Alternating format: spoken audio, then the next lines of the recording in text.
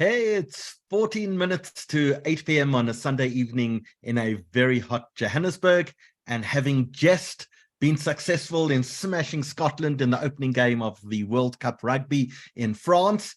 Fantastic to see. South Africa, maybe not with an inspiring first half, but a much better second half. So welcome to everyone who's starting to join us as the game finishes. And thank you for your understanding that we wanted to postpone this evening until the game was finished, because we said to Omer, you know, in the grand scheme of things, he's a wonderful attraction. But when it's a choice between him and Siya Kolisi, I'm afraid Siya Kolisi actually wins. So Omer, welcome. Great to see you. What's the weather like, and I presume in Tel Aviv? Yes, in Jaffa. The weather is getting, the heat finally chilled out. And then suddenly 2 days ago, it became terribly hot in Tel Aviv. It gets terribly humid. So it's really... So you were just in South Africa. It was the start of spring. You just got home in time for our spring day. Tell me your thoughts. What did you learn? Where were you? So we were in South Africa. I came with my wife. We were in South Africa all told for 2 weeks. And we came for Limud, which is a big event of the Jewish community. And we were very lucky to be invited, both of us, to be presenters, international presenters. I came to talk about my journalism. My wife came to talk about her writing. She's a comedy writer and an author. And it was a mind-blowing experience, to be honest with you. They kind of got us a whole road tour around South Africa. We were in Cape Town, in Durban, and in Johannesburg, and we also did a 3-day safari, and we were blown away. Cape Town was one of the most beautiful cities I've ever been to. The food is ridiculously good, particularly the non-kosher beef, I might add, and the wine is obscenely good. And coming from the most expensive city in the world, Tel Aviv, Jaffa, it was very, very nice, because my money is overvalued. So it was very, very fun experience. And generally meeting the Jewish community was very interesting, because I think as an Israeli, you don't live a very Jewish life, especially if you're a secular liberal Israeli like myself. So it was a very tell us more about that, because one of the comments that came to me was that for the first time you maybe understood the idea of what it meant to be a diaspora Jew. I think a lot of the kind of really big picture Zionist narrative was, to set up a Jewish homeland and so on, and no one thought through what happens after a few generations where you have people that actually come from that place, right? Because in that sense, we're very, I don't live a very Zionist life. I live a very kind of secular, liberal, urban life, which is very, I feel much more affinity to people who live in a capital like Budapest or in Paris than I do with someone who lives in the Israeli kind of, periphery and is perhaps lives a more secular perhaps a more Jewish religious lifestyle. And I think as an Israeli, your national identity as an Israeli, or specifically when you're from Tel Aviv, your identity as being from Tel Aviv is very strong. And to be just really frank, I don't live a very Jewish life. I have, especially the kind of hardcore center of Tel Aviv that I come from is extremely secular. I didn't do bar mitzvah, we don't do Shabbat, it's just not a thing. And I think that kind of alienates you to the Jewish kind of diaspora, the world of Jewry generally. And I think Israelis tend to be exposed just to Americans, and therefore we have a very specific perception of what world Jewry is. I was lucky to work at Haaretz in English for many years, so I'm actually quite exposed to the wide and much more diverse Jewish world. And still, it was a very strong and powerful experience for me to come to see a community who has a very strong national identity and a very strong local identity, but is also very, very Jewish in a very kind of diverse way, in a way that we don't have in Israel, I'll also add. We don't have this kind of modern orthodoxy that you have. And it was just riveting, because it's such a strong, powerful experience, and it is a very interesting community. And I came kind of feeling like an outsider, like I'm not supposed to be here. And it was the exact opposite. And we had a few kind of even within our group of international presenters, a lot of political disagreements, and I feel very far to the left. And it was and I felt very much at home somehow. And I think generally, I think the South African Jewish community is much more to the left than people will admit. Everyone thinks everyone else is much more conservative, but at heart, everyone is much more progressive than you all believe. Something, I think that's entirely true. And in fact, the Zionist Federation did a webinar they wanted to show both sides on the debate on the pro and anti-democracy protests that were happening in Israel. So they had speakers from both sides. And there were, I think, 220 something people online. And I posted, please do a poll. Let's actually understand where people stand on the issue. And 72% of people supported the pro-democracy protests and 12% opposed it. The rest didn't know. But we seem to think, oh, no, you know, we're the liberal voice in the community. Everyone else is really conservative. Turns out, actually, people aren't alone. I feel almost uncomfortable with the word liberal because I think what was so interesting for us also politically being in South Africa is that you do, because of your unique past, have at some very interesting core, a very formalistic take on democracy, and you believe in the courts' independence, and you believe in this kind of rights in a very kind of good, healthy, formalistic fashion, no matter how many issues you have in your country. And like Israel, you don't lack any societal, there's no lack of tensions. But I think there is a very real democratic intuition there that I think is, to me, not surprisingly doubly strong or especially strong among Jewish people who understand that if you don't have equal rule of law, then maybe if it's not used against you today, it might be used against you tomorrow. And as Jews, you tend to be invested in this kind of, equality in the face of the law kind of stuff. And you don't want to create a scenario in which the law can be used to penalize specific groups or to discriminate. And I think in Israel, a lot of the fight we're having now, Netanyahu may want to make it seem like it's about wanting to throw him out, but it's also about the actual core of that democracy and how independent the Israeli courts are allowed to be. So yes, I think in that sense, I'm not surprised. So I want to actually pose a question and to see if maybe your mind shifted being in a community like South Africa. So you live in Jaffa. Jaffa is a very mixed neighborhood, lots of Jews, lots of Arabs, Christian and Muslim, mosques all over the place. We'll hear them walking soon. And so can I imagine that your expectation that you had before coming to South Africa is that your natural affinity may be for the Muslim who lives next door over the Jew who lives in diaspora, or I think you mentioned maybe the Christian person who lives in Budapest. Yeah. Having been to South Africa, did that change that perspective at all? Do you think your closer affinity to maybe Jews in the community in South Africa than maybe your Muslim next door neighbor or to the stranger in Budapest? That's a beautiful question, because I think one of the most interesting things for me as a secular kind of liberal Israeli being in South Africa was seeing how you can have different forms of identity. And I think that one of the things that I don't have is a sense of that kind of broader community at a cultural, spiritual community level.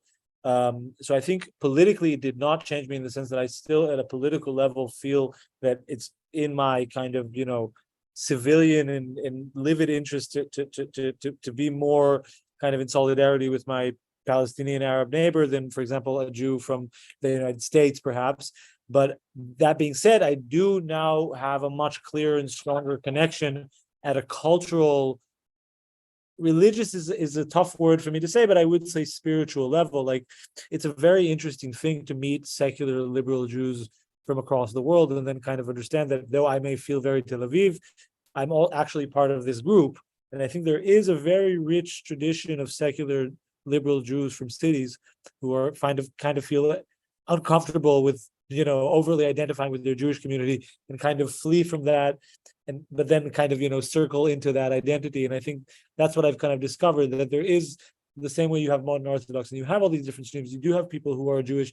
And for me, that also resonates with my form of kind of what I would call local Israeli Zionism. Like I'm a fanatic of the Hebrew language. I love Hebrew. I think it's a beautiful language. Like I'm excited that I do journalism in Hebrew.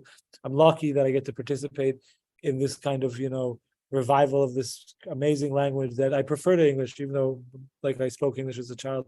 So in that sense, it changed me and contextualized a lot of parts of my identity that I don't know were fully contextualized. So it was actually a very strong experience. Also for my wife, I'll say, for us together, we felt this also together as a couple, very connected. So in that sense, it was strong and did change my perspective. I think it's a very interesting debate, particularly for South African jury, who would often say, well, what comes first? What's more important to you, your South Africanness or your Jewishness?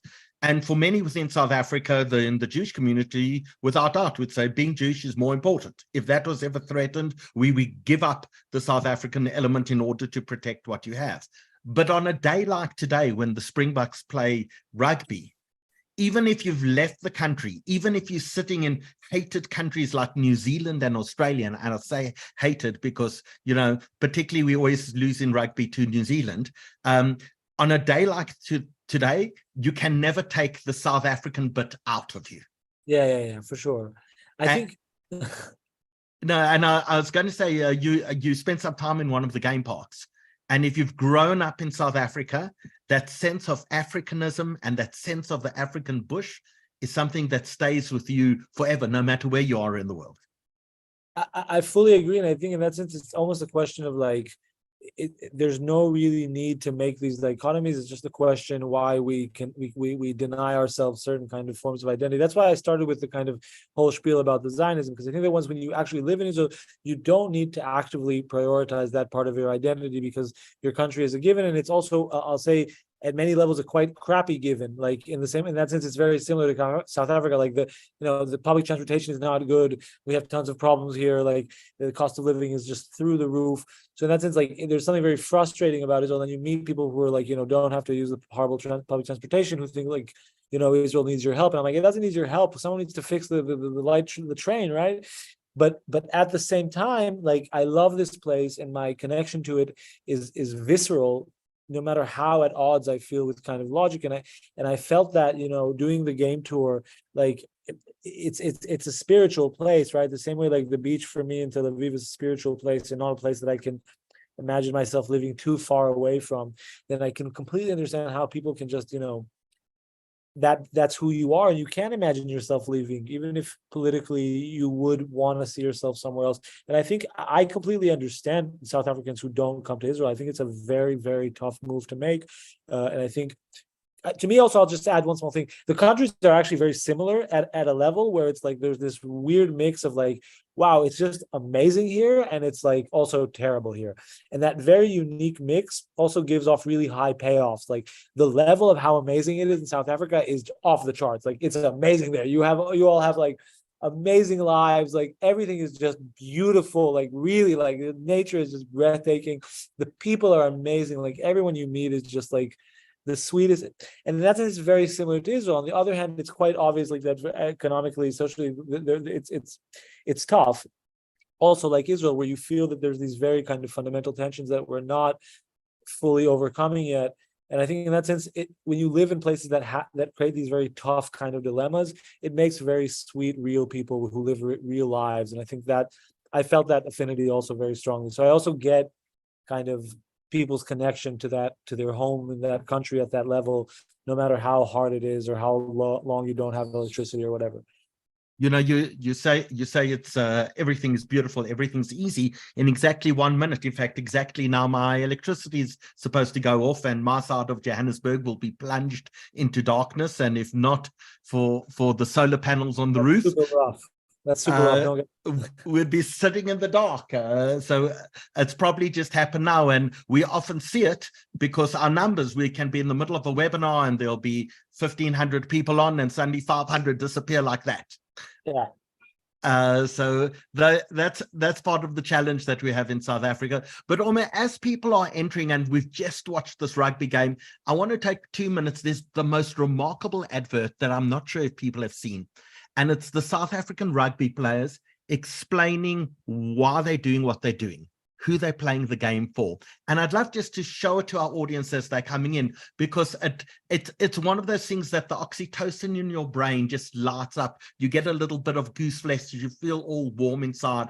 And that's really what makes us all a little bit of a South African. So I want to take just a minute or two and show everyone this ad. If you haven't seen it, it's the DSTV ad for the Springbok, for the South African rugby team. And we'll be back in a few minutes just to continue talking. An amazing evening tonight with Omer Benjakob.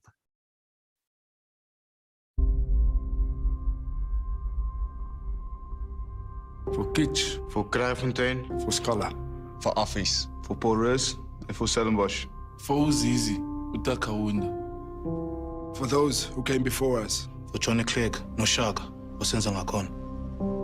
For Oupa. En vir jou pa. For Nkosi Sigalela. For Stephen Biko, Tatu Matiba, and Mama Miriam Makeba. For Bethlehem and for the bomb squad. Vir die laities met die oudstep. Vir ons, vir Beast, vir Bakkies. Vir Manay. Voor een Ludwigstraat. For Chalom, King Williamstown. Vir Bredasdorp en vir hele Karoo. Kubo bonke abantu baseMzantsi Afrika, kuba silapha nje nini.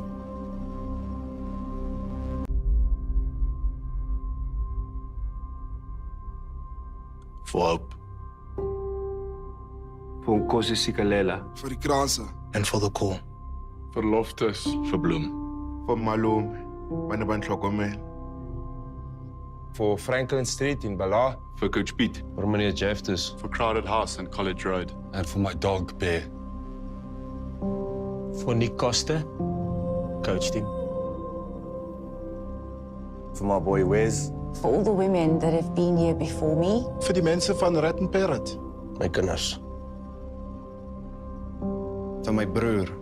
Vir die wat saam ons staan as ons veg op die veld. Vir elke team. For my country.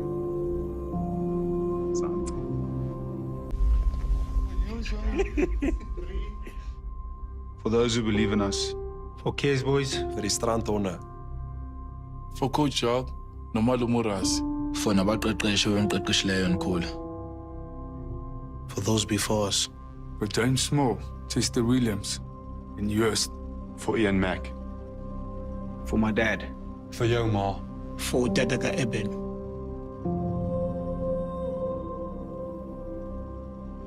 For the Stupa. Vir Frans, vir Linda en vir Ingrid. Vir julle wat veg. Nababetu Kweju. Die rivier, die barracks. For Wade van die Kerk. For Izwide Yam. For Itemba and Galaswanga. For every one of you.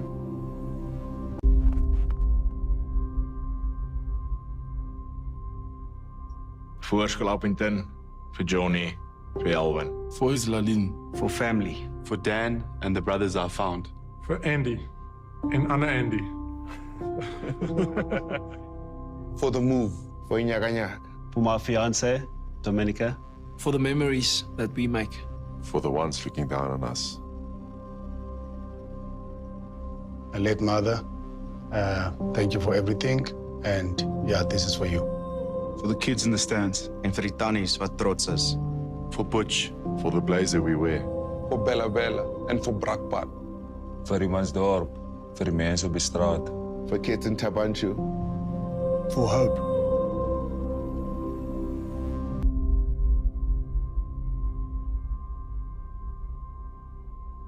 Vir Suid-Afrika. For my brothers. My sister. For umakhulu wami. For my kids. Richard, Elia. For second chances. For Itemba. For Kingsley. For Cam. And for RJ. For Cullen. Vir Mommy. For Steve Ngesi, noNomzamo Mbatha.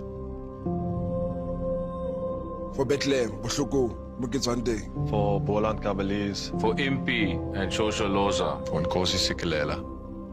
For the writers. For the musicians. For the actors. For the privilege and the honor. For joy.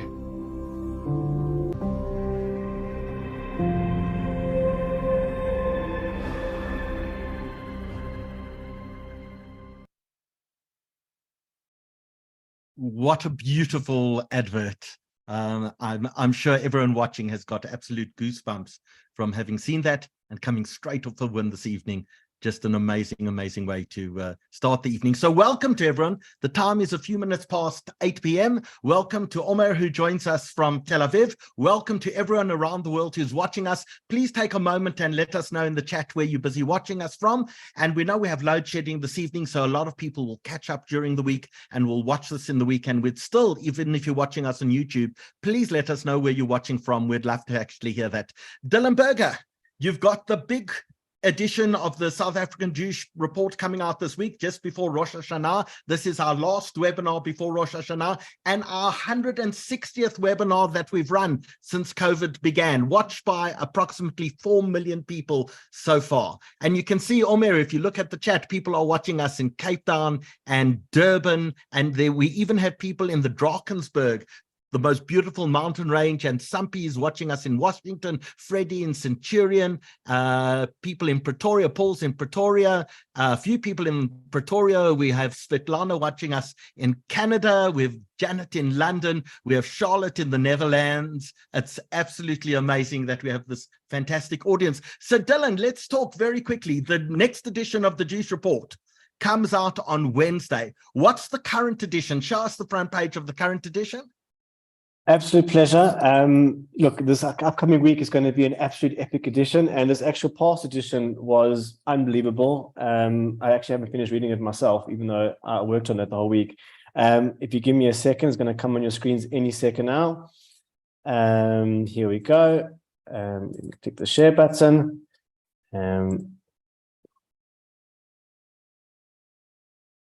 So religious leaders jumping into South Africa in crisis. And there's a picture of Wendy Khan from the South African Jewish Board of Deputies with some of the victims of the horrific fire that we had in South Africa, that we had in Johannesburg this past week, 77 people dead. And of course, our thoughts and prayers with the people of Morocco, this devastating earthquake that took place in the High Atlas Mountains, where more than 2,000 people are already confirmed dead. And exactly 1 year ago this week, I was in the High Atlas Mountains at the epicenter where this earthquake took place. So I'm grateful to be alive, and my thoughts and prayers are certainly with the people. There's an amazing Jewish community that in fact lived in the High Atlas Mountains, the Berber Jews of Morocco. Omer, I don't think you came to my talk at Limud about finding Jews on the back streets of Morocco, but this area is rich in Jewish history and culture. So Dylan, people must go out and get a copy of the Jewish Report. Also, don't forget the Rosh Hashanah edition, which is a very lengthy edition. How many pages, any idea? Yeah, we're currently sitting at about 56. 56 pages. That comes out on Wednesday, and you can pick it up Wednesday night. Yeah, and Wednesday evening. And you can pick it up from Thursday from your shops, your garage stores, your pick and pay, spas, so schools. CNA exclusive books, Discam, Pick and Pay, Checkers, garage stops, your schools, your butcheries in about 240 locations around South Africa. If you can't pick up a hard copy, don't forget, you can always go online to www.sajr, which obviously stands for South African Jewish Report.co.za, so sajr.co.za, and you can either download the full edition or alternatively look at individual articles as well. Don't forget, all of our webinars are available online. They're available on YouTube, and they're also available on our website. So you can go and click on the webinar link on sajr.co.za. and you'll be able to watch all of our past webinars. YouTube's blocked a few of them recently, like the story of the rape in India, India's daughter, claiming we didn't have copyright, despite the fact that the producer and director was on our webinar, and she owns the copyright and granted it to us. So we're working on making sure that we can send that out over the Yom Tovim, and that people can in fact watch that.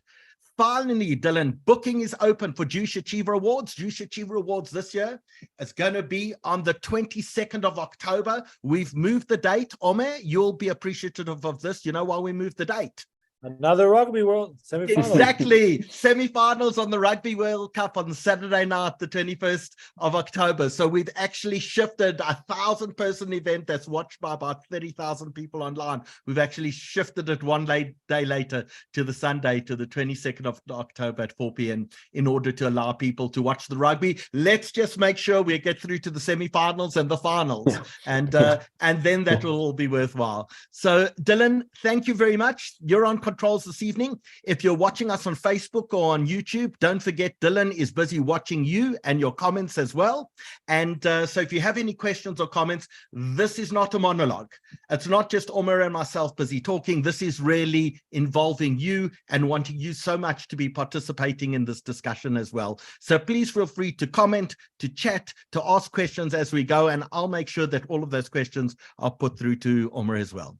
So Omer, who are you? How do we find you? And where do we find you? And what do you do for a living? So I'm Omer Benjakob. I'm a journalist from Haaretz. I'm an investigative journalist. I focus on cyber and disinformation. I also do research about Wikipedia. I'm kind of obsessed with what you can call the online ecosystem, how knowledge is represented online.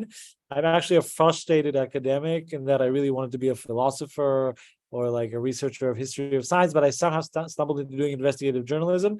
And I've been very, very lucky in that in my endeavors in that space over the past 2-3 years. And I cover what is called cyber and surveillance. And I also cover what is called disinformation. Both terms that I don't really like, because cyber just means digital and disinformation just means kind of, nefariously pushed out information. So perhaps maybe information and how knowledge and information are presented online is more terms I prefer, and how the internet is weaponized for political purposes, for geopolitical purposes. And I do this for Haaretz, and I'm actually in that sense, I will say I'm part of a kind of a new kind of change happening in media today, in which more and more newspapers are shifting their perspective on how you should cover technology. And Haaretz has historically covered technology either as a kind of financial stuff, Startup Nation, these Israelis are saving the world with MP3 compression, that kind of stuff, and or kind of more, geek culture, game reviews, this computer is good, this iPad is bad, that kind of stuff. And technology is not really that or that. Technology is more something that kind of permeates every facet of life. And I'm part of a kind of growing group of journalists and people who cover technology from a non-technological, non-financial perspective. And we write about technology in politics, technology in national security. I write a lot about technology and intelligence, surveillance, generally surveillance capitalism, and how the internet, which was supposed to liberate knowledge and liberate all of us, turned out to to help doing that to some extent, but also creating complete idiots out of all of us, which is quite sad. So you said you're part of a growing group of journalists. Yeah. Generally in the world today, one doesn't use journalism and growing in the same sentence. In fact, things like newspapers around the world seem to be dying. Is that the case in Israel as well? So yes, for sure. I think an interesting phenomenon is happening. It has happened that I think after kind of the big initial wave of Web 2.0 and social media that really kind of devalued journalism, because suddenly the front page and the aesthetic quality of your newspaper and the textual quality of it didn't matter, because all links look the same on Facebook and Twitter. And that's in suddenly newspapers like Haaretz and like, I don't know, the Daily Maverick or whatever, like the South African Jewish Report. The South African Jewish Report had to compete with BuzzFeed and with clickbait. And I think that very much the valued kind of news, and that was also contributed to that also was, of course, the fact that Facebook suddenly controlled traffic. Like people weren't buying newspapers anymore. Traffic was no longer being gained through homepages, but rather only through social media and their algos. In that sense, newspapers went down. What is now happening is the opposite, where because the internet is so flooded and there's so much trashy content that actually we've discovered over the past few years that high quality journalism does actually resonate. If you have a subscribers model, it's worth doing. It's worth investing in high value journalism. And the second thing is that we started to collaborate, good newspapers and good news outlets trying to do high quality work.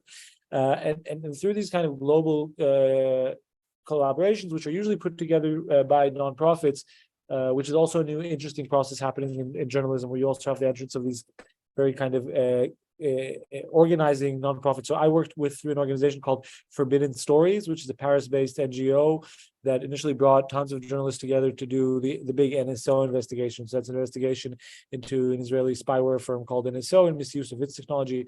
And then this group later kind of morphed, like all these journalists that work together, and that we're all very high quality newspapers, good brand newspapers, top shelf kind of like So we're generally prestigious kind of outlets realize that when we collaborate and we use our power together and we kind of use our status to amplify one strong story, it does actually have a very big impact. And I think that has really kind of been a boon for a lot of high kind of, a lot of newspapers that do have some resource to invest and are not sure where to invest it. And somehow investigative journalism is making a comeback thanks to Forbidden Stories and thanks to all these international organizations that bring us together, help kind of pool resources, and also kind of helped us be proactive to work as a group, which is kind of the investigation we'll talk about today, which was kind of a big group effort to reveal what you can call disinformation for hire or political influence operators who operate on semi-illegal or unethical ways. And this kind of stuff. Omer, let's just actually almost stop there for a moment, because there was a time that the New York Times was the newspaper of record. That was your source of credible information. It's still the newspaper of record in Israel. Okay, I imagine some of your competitors would probably disagree, but what we've gone through is this democratization of information. I can go post anything on Facebook or anything on Twitter, and I can become a news source. And that's, of course, we think democracy is a fantastic thing, but there are major downfalls when it comes as well. No one controls information. And the first story we're going to start with is, in fact, that, because the internet does have one source of credible information, and we think that's called Wikipedia. Is that correct?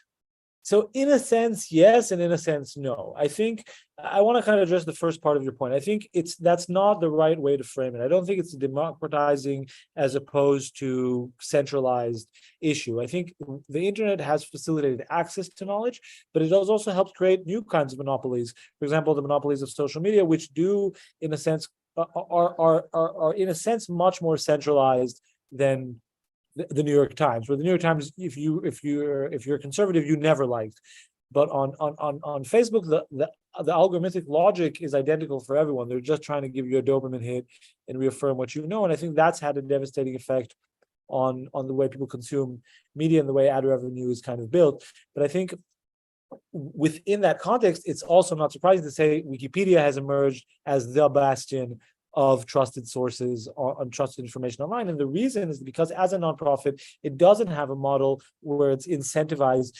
to reaffirm your beliefs. Wikipedia's model is actually a nonprofit, and they're built on volunteers who, though very much different in their worldviews, do come to Wikipedia to kind of contribute and work together to build a better encyclopedia. So they disagree about what that means, but Wikipedia is a group effort to do something good, and because of that, they've actually really developed really robust fact-checking mechanisms that really do away with disinformation, because every argument on Wikipedia needs a source, and if you it doesn't even matter what the source is, but that it's unbelievable how much bad information that does away with. If you can't make any claim without providing some source that I can also check, like, you can't put any claim on Wikipedia.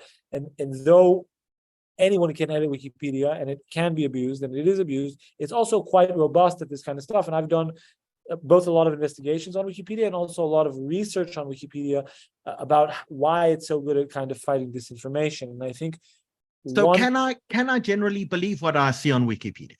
So I think the interesting thing with Wikipedia is that Wikipedia has both kind of undermined our trust in institutions, but it's also currently the best solution we have. So I like to say Wikipedia helped create the social conditions we needed for fake news, but it's also the only solution we currently have to fake news. In that Wikipedia started off as the manifestation of the internet's kind of logic as a philosophical project, because Wikipedia actually says you don't need expertise, what you need is wisdom of the masses, which is a very libertarian worldview. It actually says what's true is not what the experts say, or research says it's what the people in a free market of ideas can agree on. It's a very radical worldview, but de facto, this radical worldview has created an encyclopedia which in many senses is quite conservative. So for example, they will always prefer academic sources, and in that sense, they have a very radical bias towards mainstream sourcing, academia. And in that sense, people always ask me, should I trust Wikipedia? I'll say this: the less political a subject is, the better the sourcing is and the more you should trust it. And in that sense, Wikipedia is an amazing encyclopedia, and most of the stuff on it is probably quite in line with the general consensus, with the exception of political topics. Political topics tend to just be like this two-sidism stuff. You read something about Israel and Palestine, it's just going to sound like a political argument over a Passover dinner. It's just going to have two sides. Like, that's what you say. Some people say this, but some people say this. And the wild thing about Wikipedia is that, like, it is postmodern in a very weird way, in that every language is different. So if you read Wikipedia in Arabic, because the sources are in Arabic, then it's much more kind of pro-Palestinian, right? If you read Wikipedia in Hebrew, it's very pro-Israel. And if you read it in English, it's somehow a bit more balanced, but it still has this two-sidism kind of thing. But now you came across a very interesting story that had been up on one entry on Wikipedia that had been up for about 15 years. Yeah. And it dealt with a Nazi death camp that you and I have never heard of. Yeah. So I was obsessed with disinformation. And I found Wikipedia as this kind of bastion of like sanity, and actually had a really hard time finding like disinformation on it. And as I was just saying, like, the Israeli-Palestine stuff is very like conflictual on Wikipedia. It's like a lot of sides fighting over it. The second most contentious topic on Wikipedia is Pakistan and India. And the third is the history of Jews in Poland during World War II. And as I was getting into writing about Wikipedia, I discovered this very weird fact. And then one day, I get a very intriguing email from a source who's like a Wikipedia editor who tells me, listen, there is a massive hoax on Wikipedia that is centered around a completely bogus death camp that never existed. And there's a group of far-right Polish nationalists who are claiming that there was this death camp that never existed. And they claim that no Jews died there, but only Poles. So it's this completely kind of inverted narrative about the Holocaust in which, alongside Jews, Poles were also massacred in gas chambers, which is false. And this entire fake theory about this fake gas chamber with fake death camp was posted as fact on Wikipedia for 15 years and translated into like 12 different languages. But how is that possible, you want to ask me? Omer, you just told me every source needs a claim. Every claim needs a source on Wikipedia. And that was what was so interesting about this story, that this was actually a massive operation by a group of Polish nationalists who did have sources, because there is this entire kind of world of, I'll say like far-right Polish conspiracy theories about how the Jews control the historical research and we'll never know the truth. And there's this active attempt to discredit Yad Vashem and historical research. And it's done by this very weird group of quasi-real historians or like anonymous historians.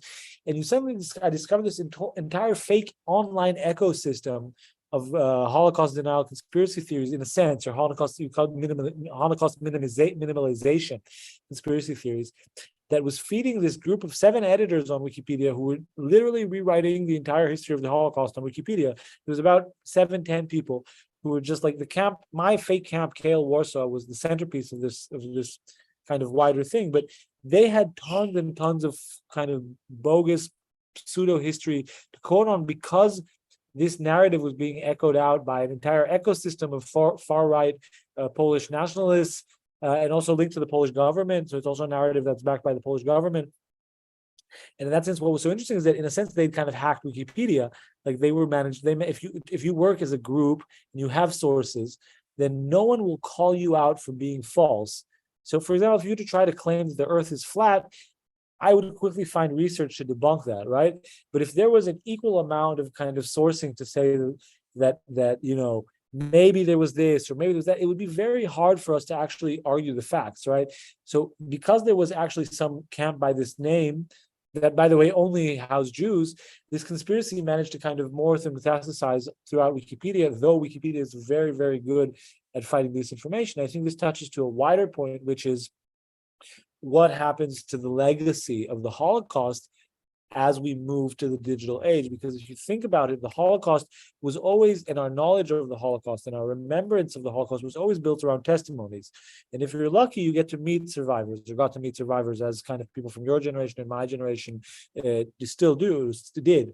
But once we kind of realized that we're losing the survivors, what did we do? We shifted to video, right? We did Holocaust survivor testimonies on video, because we realized we need to document this kind of chain. And this almost chain of custody, if you think about it, of historical evidence passed from the people who were in the Holocaust to the historians who documented them, to the historical research and kind of everything that came out of that. That was built on these testimonies, either real world or video. And what's so interesting is now that we're shifting into the digital age, now that the world doesn't have that many Holocaust survivors, and we're losing that immediate connection to the Holocaust, suddenly you see a resurgence of bogus Holocaust theories because the history of the Holocaust is much more exposed online, where everything is already digital and already tethered from kind of that, distethered from the kind of net origin, right? And I think that's but a very explain the logic to me. Why would a bunch of right-wing Poles want to invent a Polish death camp? So the Polish government right now, one of its policies, if you'd open its website, the PiS party, they're called PiS. If they open their party website, you'll see that like one of their core tenets is called canceling the pedagogy of shame. And Poland has a very big issue with the way it deals with the Holocaust, because on the one hand, they were active collaborators, and as we said, they were active bystanders. On the other hand, they were also victims. So the Nazis did destroy Poland, and there was a genocide in Poland of ethnic Poles. And research draws the distinction between a genocide and the Holocaust. And the Poles, as someone who were both as a nation that was both the victim but also an active bystander participator in this, they can't reconcile this kind of conflicted identity. So the far right nationalism is about canceling the pedagogy of shame. And today in Poland, for example, it's illegal to accuse the Polish nation of participating in the Holocaust. You can say specific people, but there is this kind of wider historical revisionist war being waged by the Polish government, and that's amplifying out. They're actually prosecuting historians. It's similar to processes that are happening in many places, but in the Polish context, it's like this need to rewrite history and rewrite and cleanse our nation of its crimes passes through rewriting the Holocaust. And what we're seeing on Wikipedia is a very kind of vulgar, direct manifestation of that, because this has bred to this kind of wider group of historians who are questioning the actual history that we know to be true. And what's so interesting here is that the kind of one of the main forces leading this kind of fake history. Yad Vashem called this story fake history. When I came to them, I said, "What do you know about this death camp?" And they said, "This is completely bogus. We can't believe this was on Wikipedia. This is actually fake history." And the Polish equivalent of Yad Vashem used to be a really good research institute, but it's now been gutted and full of like government cronies that are, kind of publishing weird op-ed pieces that say, "Will we ever know the truth? What happened here or what happened there? Or why doesn't more people talk about all the times that the great Polish people save their Jewish neighbors?" And they always say, "We have the most righteous among nations." Of course you have the most righteous among nations because you had the most like the most need. It's because you were the most collaborators. So the people who didn't collaborate paid the highest cost. you have the most, like it's a terrible number to boast for. It's because the most, like, it was the hardest place to not turn in Jews. And in that sense, they have this, for example, the Polish Yad Vashem, for example, which is now full of government cronies pushing out this kind of bogus narrative, is now abusing its power after for many years being a legit research institute. And on Wikipedia, the sources can't fight anymore.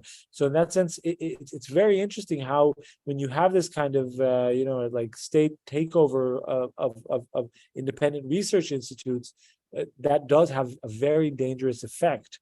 Like in that sense, like the historical narrative on this camp has been fixed, but there's still tons of Holocaust disinformation across the internet, and I'm genuinely scared for the future of the historical research of the Holocaust online. So when the source comes to you and says these group of 7 editors are really conspiring in order to create a fake death camp in order to make the Poles look better, claim Poles as victims rather than Jews as victims of the Holocaust, and the story is fake, what do you do? So I did a really interesting thing. I took this entire kind of the history of Wikipedia, so you can see all the edits that these people had done. And I actually took it to Yad Vashem to fact check it, and I also took it to Polish historians. And then we published this as under the headline, "This is Wikipedia's biggest hoax. It's a systematic attempt to claim that this death camp that never existed operated in the center of Warsaw. They claimed there was, gas chambers there. There was never any gas chambers. Here's the historian who actually found, the invoice for the pump that everyone thinks was used to pump in gas, but it was actually installed in the 70s. And this has been long being debunked. And we also did a second thing, which was kind of show that it was part of this broader conspiracy theory being pushed out by people in Poland, and that was actually coming to life. Like there's actually like people actually commemorate the 200,000 Poles that allegedly died in this camp. No one ever died, right? And there's something so hardcore about that. And the moment we published, it did manage to set the record straight.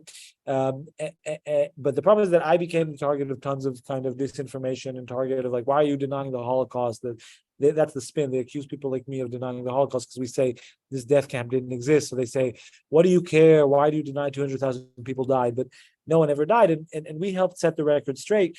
The problem is that over the years, this has kind of been cleansed of Wikipedia. So the Wikipedia now states the correct history, but it never states that there was a conspiracy theory or that this conspiracy was misrepresented on Wikipedia. And this conspiracy theory was presented on Wikipedia, and the different editors who were involved in pushing out the conspiracy theory are the same ones kind of now, trying to understate the conspiracy theory and kind of cover their tracks. I'm sorry, I talked too fast. I apologize. I'll talk. Okay, we'll slow Omer down a little bit. I'm excited about Wikipedia. The point is that the politics of the Polish kind of nationalist debate, which is an attempt to rewrite the history, is playing out on Wikipedia.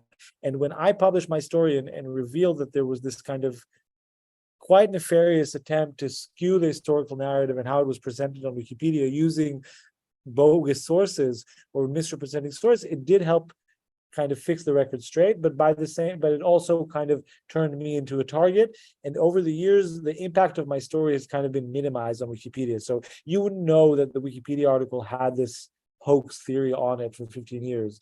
Like for 15 years, it stated that there was a camp in the center of Warsaw and that 200,000 people died there. And that's just bogus. And the Wikipedia article currently does not state the fact that there was this hoax.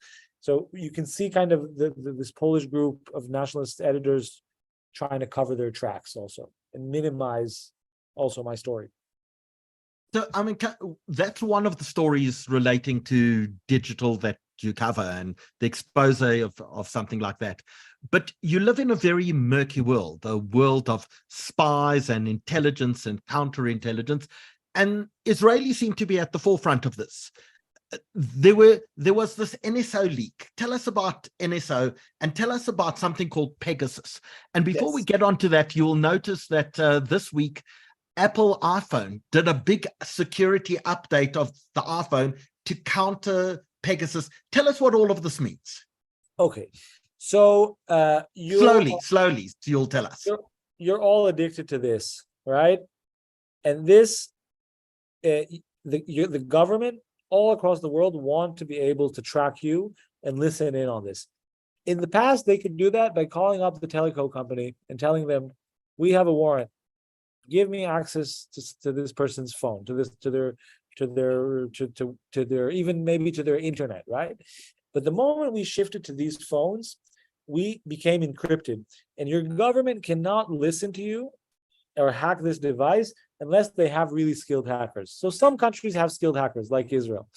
And the Israeli army has tons of these kind of capabilities. But over the years, this has also become a form of defense contractors. So there are companies that now sell the ability to hack iPhones as defense contractors. The same way you have companies that sell, I live in Jaffa, so there's noise outside, forgive me.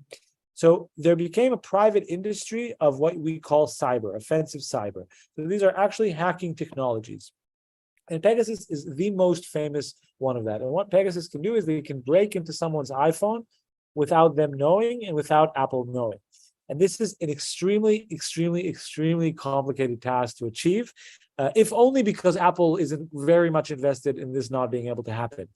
And this group of firms, the most famous of which is called NSO, it's not just an Israeli phenomenon, but Israel is kind of, or was a market leader on this, are actually kind of military technology or military grade surveillance and intelligence technologies that have kind of seeped into the private market. So it's not that people like me and you can buy them, but if, for example, you are the government of South Africa, and if, for example, you don't have any hackers of your own, and you don't have a good cyber intelligence unit, you can pay $10 million and get this program, and then you'll be able to keep track of either terrorists, pedophiles, drug dealers, or critics, depending of how corrupt your government is and how, if people, because that's what we've discovered, that this technology, when put in the wrong hands, is used not to fight terrorism the way it was intended to be used, but to surveil and follow journalists or human rights defenders or government critics.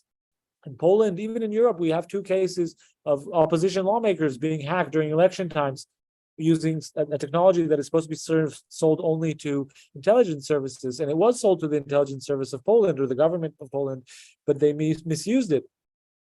And you asked me about the Pegasus leak. And the Pegasus leak is actually a leak of 50,000 numbers of potential phone numbers selected for potential targeting by clients of NSO. So these are like numbers that people in NSO's kind of world were looking to hack, NSO's world of clients. And it reached Forbidden Stories, a Paris-based NGO that follows up on the work of journalists that were either murdered or killed or prosecuted. And they decided to kind of bring together this group of, I think we were journalists from almost, 50 countries. And we looked into this database of numbers.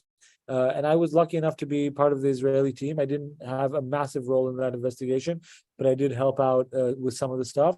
And since then, I've been investigating what you can think of as digital arms, because that's what we're actually talking about here. So this is digital weapons, and Israel has a massive ecosystem of that. And what you read this week was that Apple discovered another way that they can hack your iPhone and shut it down, and it was discovered on the phone of someone who works in an NGO or a nonprofit or some civil society organization, probably an international organization that has offices in DC, and his phone was targeted. So he's not being targeted by NSO, but he's being targeted by a government that Israel sold NSO to. And one of the most interesting things that we discovered, the Israeli team that was part of this Project Pegasus investigation, was that Israel actually sold this technology, so it sold this digital weapon to very terrible regimes to kind of improve their ties with Israel, and specifically Israel's ties with the Gulf, with the UAE, the entire Abraham Accords, with Morocco. All of these kind of Arab world ties that we've all read about over the past few years were facilitated by the fact that Israel let these very evil, non-democratic regimes have very advanced tools for spying and surveilling that they did not have the capability to develop themselves. And these technologies are, in a sense, you can think of them as a drug. They're very addictive. Like, imagine you have the power to see what, your biggest enemy is planning. Like, imagine you can just see everything on their iPhone. Like, that is it's a very powerful weapon. And it's very expensive technology. And it was sold under regulation, but it has since also seeped away spun out of control, which is a lot of what my reporting focuses on today. So Omer, let's stop there and take us through. Let us say that my government owns Pegasus, yeah, and wants to target me. Yeah. Do I have to click on a link? How do they take control of my phone? And what does it mean? Because, my WhatsApps are encrypted. I've got Telegram, I've got Signal, I've got all of these messaging apps. What can they actually see and do on my phone? So you can think of the world of hacking and cyber as you can think of it as almost like a procession of levels of access. So Pegasus is the high-end level of hacking. You don't need to do anything. They can send you a message that you don't even know that you got, like an SMS message that they'll prevent you from actually seeing, but your phone will think that it got it. And within that message, they'll hide a photo, and within that photo will be code that will infect your phone. And what is actually happening is they're installing a very small piece of code in your phone that tells it usually every 5, 10, 15 minutes to go to some website. And this website is what's called a command and control server. And this command and control server, now that it has this piece of code in your phone, can do anything your phone can do. So for example, it can turn on your microphone when you don't know it. It can turn on your camera. It can see everything on your phone, everything. It's just like looking over your shoulder. I've published the interface of Pegasus. You just have access to the person's phone. That's the highest level of hacking. Other firms, for example, a firm let's just stick there for a moment. So, for example, WhatsApp uses encryption. Can they read my WhatsApp messages? Yes, because they're just looking over your shoulder. The same way your wife is not affected by your encryption if she's standing behind you, right? If I stand behind you, I can see your screen no matter how much encryption the communication has. The encryption only prevents someone. The reason Pegasus is so expensive is because encryption prevents what is called a man-in-the-middle attack. The way the government used to listen to you is that they used to just plug into the phone line or plug into the cell tower, or maybe even plug into the internet, to the Wi-Fi somehow. But that doesn't work anymore, because even if they're intercepting your communication, as you say, it's fully encrypted, right? If I'm in your device, I can see all of your content. Later on today, if we get to that, we'll talk a bit more about other kinds of hacking, lower end form of hacking, in which someone can kind of, just hack specifically your WhatsApp or hack specifically your Telegram in a specific way, and gain access to different parts of your Telegram account, for example, but not have access to your phone. And I think that's the whole point, that Israel is both good at technology, but it's also good at intelligence collection. And intelligence collection is a very different kind of thing. A lot of things have intelligence value, and Pegasus is just the highest level. So it's almost this fantasy technology. It gives you full access to a person. There's another firm called Candiro, for example, that does the same thing for PC devices. So they can hack a computer, which is a very, very impressive thing that very few technologies can do. It's not a hacker. They don't give you a hacker. They give you a program, and then you can find a kind of target computer and infect it in some way. So the highest level of that is kind of, you don't need to do anything, but then sometimes they'll also send you a link, a nefarious link or a nefarious file. Yes, that's also a possibility. And at the lower end of this market, there's actually different kind of technologies that can kind of force your phone to install the technology by kind of forcing your phone to connect to a fake cell tower. So if someone were to park a van outside of my house with a fake cell tower, they could divert my traffic to their cell tower, and then through that infect my phone through they could use that cell tower access to try to install some malicious software on my phone, but they would have to be physically close to me, and that all doesn't always work. So you have this kind of wide spectrum of hacking technologies. And so within it, let us presume that our government has Pegasus. They can read your WhatsApps. They can read your telegrams, your signals. They can see what websites you're surfing for. They can turn your camera on. They can turn your camera on. They can use, like, your phone. All the value your phone has is suddenly now turned against you, and it's supposed to be used only by intelligence services. But in theory, it can be used. The thing to remember with Pegasus, I do need to note this, is that it's extremely expensive. Like each target costs between, like, it's about $100,000 to target someone with this high-end zero-click technology. So if you're like really not, like, for someone to just have their iPhone hacked without them doing anything, you have to pay about $100,000. It's a lot of money. So in theory, you're not supposed to waste it against journalists and stuff like that. But once I have you hacked, email is vulnerable as well. Everything. Your phone is also your bank account. So I also see if you have your banking account, all your communication, no question, all your contacts, all your movements. Your phone is also your wallet. Like, I know everything about you. And the crazy thing is, it's also active intelligence. So I can also, for example, send messages from you. Stop. Explain that. What do you mean you can send messages from me? So active intelligence means that I'm not just passively collecting information and data about you, but I've also actively penetrated your device, and now I can also do what intelligence people call, so I can create friction or create a situation in which that will lead to me getting more intelligence information. So for example, if you were a drug dealer and I hacked your phone, I would maybe want to talk to your different lieutenants, and I would try to pretend to be you to say, hey, how were sales today? When are you meeting this guy, right? So Pegasus also allows you to do that. You can also kind of use that person to, for example, then infect someone else with a file, right? You can send someone a file.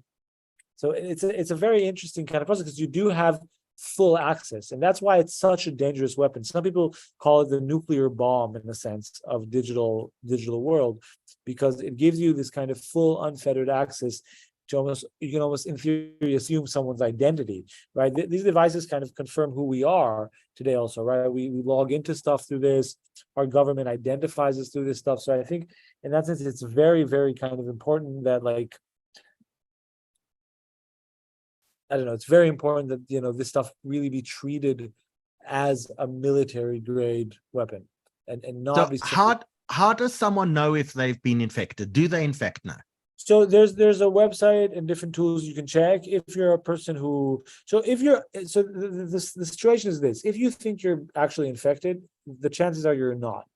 there's a good chance there's some other mid-level spyware, maybe commercial. There's tons of commercial spywares on you, and it's possible that you're being maybe surveilled at some kind of, broad advertising level. If you're actually a journalist, industry tycoon, if you work in politics, for example, you're at high risk. If you work in the nonprofit sector, you're at high risk. If you're a lawyer, you're at high risk. A lot of business leaders, a lot of wealthy people are high risk.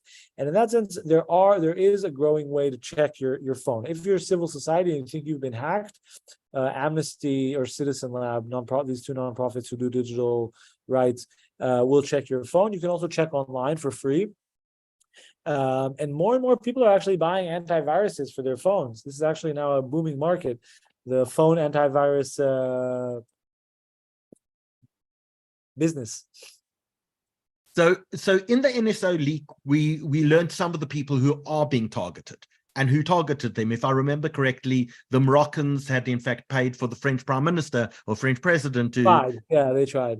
There was an attempt on the Dalai Lama that we think was attributed to the Indian government. It was countless attempted attacks. And that's what was so interesting about it is to show you how this technology, once it reaches these kind of people who don't have a rich history of intelligence and are not used to wielding such great power, how they abuse it.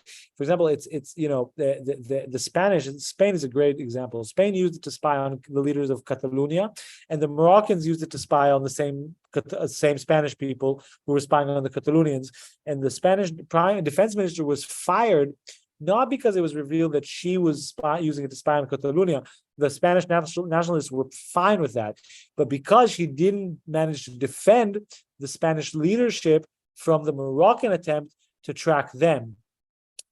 And in that sense, it's a very interesting technology because it is a technology that we also don't want to be banned. Like, we want Western good democratic states to be able to, track terrorists and stop revenge porn. A very interesting use case, I'll tell you, it's a very local South African one that might interest you. A very good use case for this, for Pegasus, is to stop illegal game hunting. Because if you kill a rhinoceros, what's the first thing you do?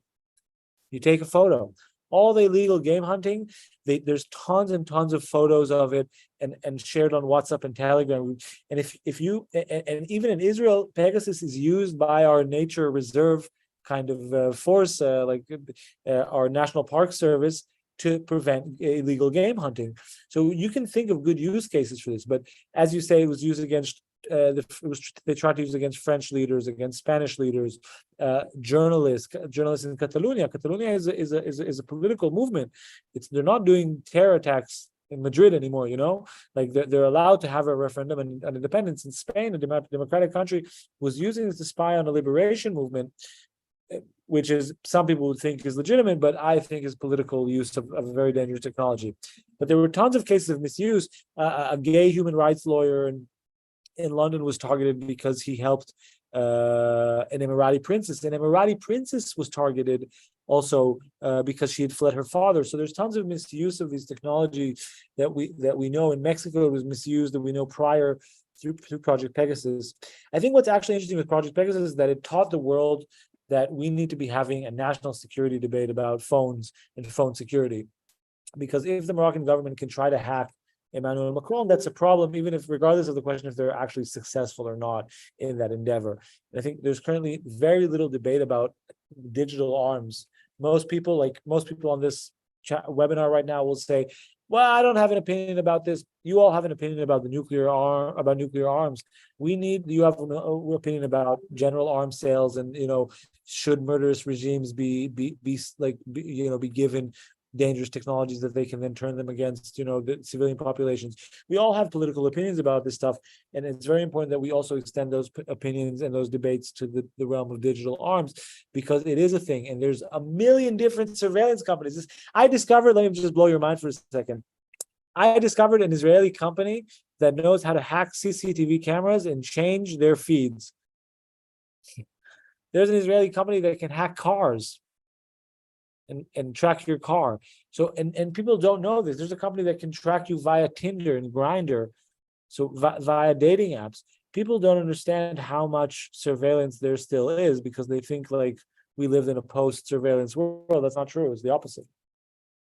So, in fact, you understand when the Israelis targeted some of the Iranian nuclear sites, that in fact they took control of the what you call it, the uranium enrichment machines, and they spun them out of control, and yet played back CCTV footage and control systems that looked like everything was normal while everything was malfunctioning. You understand how that gets used really, really well.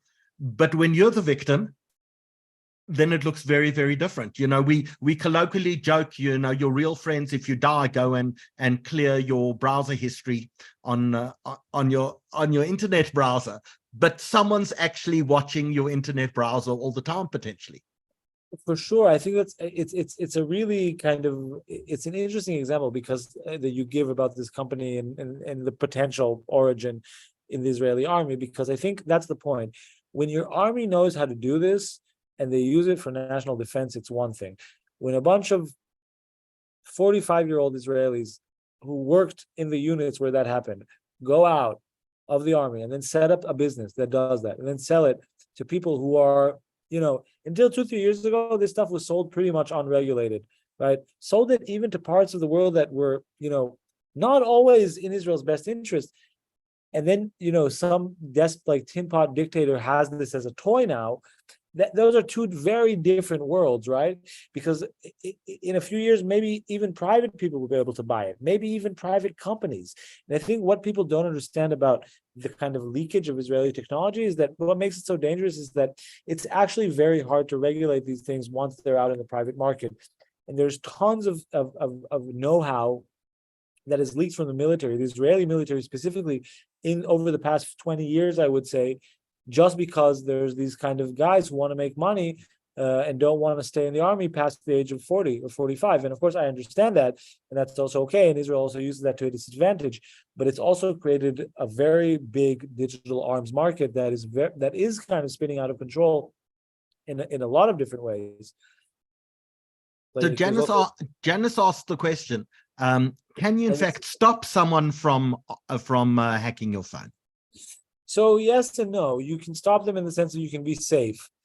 So there's tons of commercial spywares that you can defend against by installing basic antiviruses on your phone and also by following a few basic kind of good practice. So one, always update your iPhones and Androids, always. The moment you see a notification, turn on the automatic updates. It's not BS. Let it update always. That's one. Two, never, ever use free Wi-Fi. No free Wi-Fi ever. Never use free Wi-Fi ever. Three, restart your phone. If you restart your phone every day or two, that will wipe away most malwares. If you are an international arms dealer, investigative journalist, or drug lord, you can maybe get your phone checked, because that's the only people whose phones get hacked at the really high-end level. A lot of our reporting has to do with this other company called Intellexa. So Intellexa is another company set up by another Israeli, but he's kind of not rogue, but he's kind of living out of Israel, unregulated by Israel, sold his arms probably to Sudan, to Bangladesh, countries Israel doesn't want you to sell to. And that's the story, right? Israel sells it to Saudi Arabia, and then Israel tries to pull it back, but it no longer can. So some other Israeli living in Cyprus and using a Maltese passport is now selling it to Saudi Arabia, because Saudi Arabia is now addicted to high-end IDF Israeli level of surveillance, but they abused it, but they still want it. And if Israel won't sell it to them, someone else will. Sorry. So while you're busy choking, let me ask you, are there other countries involved in this? Do the Russians do this? Do the Chinese do this? Yep. The Americans also do it. The Brits also do it. The Italians also do it. The French to a lesser extent. The Dutch used to outsource this, but then they realized that though that's the economically efficient thing to do, the countries you've outsourced this to will probably hack you. So don't buy the technology from them. There's always been this wild conspiracy theory that Israel actually uses this, like, to, they push all this technology out so Israel can use it to actually surveil after these countries. I don't know if that's true. But there are other countries who do this, and that's also kind of what's happening now, that Israel, because its technology was misused, and because America is now pressuring Israel to rein in its cyber industry, Then the Chinese and the Russians are now stepping into that space. So in that sense, Israel really kind of pooped the bed on the cyber stuff because we were a market leader. We were in a very good position, but we became greedy. We kind of pushed it out too much.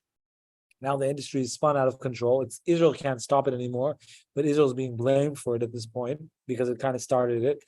But we can't stop it. Now the world is addicted to digital arms, and it's a problem. So it's clearly a problem, I think, for all of us, but is it a problem for us in South Africa? Do we have any idea if the South African government has purchased any of these tools? And what are the other names of the tools? You said Pegasus is the high end, but there are a lot of others along the way.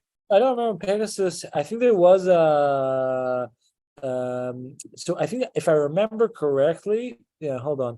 So your president was potentially selected for surveillance by Rwanda, as this was revealed as part of the Project Pegasus. But there's a big array of dealers in this market. I think there's this other firm called Intellexa is run by an Israeli called Tardilian, who's this kind of intelligence commander who was kind of had to leave the Israeli army, relocated to Cyprus, and started getting into the surveillance technology industry. And he owns a massive firm called Intellexa, or a very important firm called Intellexa, which provides a different spyware called Predator. And Predator can do something very similar to Pegasus. And Predator is sold in a much more wanton fashion from Northern Macedonia today. I think, if I remember correctly, I don't remember fully, but I think this is what was sold to South Africa for its intelligence needs, but I don't remember any specific cases, but I could be wrong. So, Omer, we've gone through kind of almost the tech, and part is surveillance, but in fact, technology allows you to do much more interesting things as well. And you led an investigation into election rigging as well. Tell us that story. So after Project Pegasus, we kind of realized that all this hacking stuff sounds really cool, but it's actually quite boring. Like they just, in theory, this technology is supposed to be used to just track, drug dealers and terrorists. And the abuse that we were seeing was mostly to target kind of civil society people. But what everyone kept telling us was forget the people doing the technology. The people who sell technology, they're just digital arms dealers. Look for the service providers. And we said, what do you mean? What is a service provider? He said, let me give you an example. So something like Pegasus is like a gun. That would be like an arms dealer. Being an arms dealer is something very different than being a hitman, right? There's a difference between me selling you a gun and me telling you, I will kill this person for you. It's two very different kind of industries and two different kind of things. And in the world of hacking and this kind of stuff, the only way to legally do it is to sell a technology, to sell a program that can hack you. But what everyone kept telling me is look for the people who provide this as a service and the people who weaponize the knowledge that you get from hacking. And I didn't lead this. I was part of a group of 3 reporters. We met through Forbidden Stories. So after the Project Pegasus, we met again to do a new project. And the topic was disinformation. And disinformation is a very interesting field because you only see disinformation. You only see the smoke, but you never see the people behind it. You don't really know who's actually operating all these fake accounts, right? And we'd also seen tons of instances that fake accounts leak out hacked information. So someone will be hacked, but then the information will be pushed online by fake accounts. And we were missing kind of the link between those two sides, between the hacking and the fake news. And Gur Megiddo, who's a journalist from the Marker, which is Haaretz's sister publication, it's a financial daily, but it's a very good newspaper that publishes in tandem with Haaretz, came up with this very funny idea that instead of waiting for someone to come and give us some information, we would pretend to be clients. And he came up with this completely wild idea that him, me, and a French reporter who lives in Israel, that we had all met through Forbidden Stories, would pretend to be the government of Chad, and we would lie and say that we want to postpone the election in Chad that was scheduled for last September for no good reason. And we came up with this crazy idea, and then because we're smart journalists, we managed to start a rumor about it. So we came to our sources and kind of asked them, hey, have you heard about these people from Chad that they want to do some fake, they want to push out like some nonsense to get their election postponed? No, we haven't heard about this. And we managed to start this rumor. And then we actually managed to reach this different kind of disinformation providers. And by disinformation providers, I mean people who will provide fake news, disinformation, and election interference as a service. So you come and you say, I represent a certain government. I want to start a fake rumor and destroy this person's political career. And they tell you, fine, it cost $2,000, $3,000, $4,000, $100,000, and we'll hack his phone, leak his nude photos. If he doesn't have nude photos, we'll forge them. And we kind of heard this series of pitches, these pitch meetings that we managed to kind of get with these disinformation agents of chaos, right? These people who actually provide chaos as a service. And they explained to us this very interesting service they provide. So first they do intelligence collection, then they find their targets, then they hack someone. If they find trash on their phone, naked photos, they're cheating on their spouse, whatever, some financial irregularities, they'll leak that out. If the person is clean, they'll tell you they'll forge some of the stuff, and then they'll push it out. And they pushed it out with what I call disinformation technology. So this is stuff we've never seen before, but they actually have, and I have videos of this if you want me to show, but there's actually technology. They have a program that allows you to create tons of fake accounts and use them to push out kind of stories at scale. And I think people think about bots. They're like, oh, what is a bot? It's a fake account. And, it just pushes out like some bogus story. This is not that. These are very complex fake accounts that look like real people. He has a program that creates a real identity for them. They have a real phone number. They have a real Gmail account. It's not some like anonymous Twitter account. This is someone who looks like a real identity. And using these avatars, they not only push out information, but they also kind of do active intelligence. So, for example, he told us they used one of these avatars to entrap a politician. They sent sex toys to a politician's house to get him in trouble with his wife. A fake online persona they invented sent incriminating stuff to a politician to get him in trouble and screw up his election campaign. So in essence, you see this very interesting pipeline of kind of disinformation and chaos as a service. And part of it is technological, part of it is political PR, part of it is dirty campaign stuff, and some of it is really cyber kind of intelligence, which is military grade stuff. And again, this is now being sold on the private market. They told us they do political campaigns. They also do business companies. They do crypto companies. The same techniques that were used to put Trump in the White House, that the Russians used to help put Trump in the White House, are also used to help push crypto coins online. So in that sense, you have this completely insane kind of like service, which is fake news, and we'll get anyone to believe anything. And if not, we'll tarnish anyone who disagrees with you. So what do we look out for? What do these things look like? You said you had a video. I don't know if you're able to access the video at all, but yeah, sure. Let me show you a bit. I think it's a really interesting kind of example. So I want to share with you kind of the stuff we discovered. So hold on. Is this one? Can you see my screen? Yes, we can. So this is so we went undercover and had a few Zoom meetings with a person called Jorge. And Jorge is the center of a group of people that we discovered called Team Jorge. They're actually two Israelis who live in Modi'in city in Israel. At this point, we have only a few undercover meetings with them with a hidden camera. And they show us how they hack Telegram devices, but they also show us how they kind of create these different fake accounts, and they really kind of boast this collection of fake online users. And I think it's just interesting to hear kind of how they pitch out their services.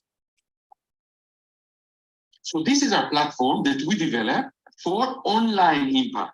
At the moment, we have working 31,726,000 profiles working on our system. So he's boasting about them having. So this is our platform that we develop. He's boasting about them having 30,000 fake accounts, and now he's going to show me how you create a new fake person online. And what's so interesting about this is that it's close to impossible to know if they're fake or not.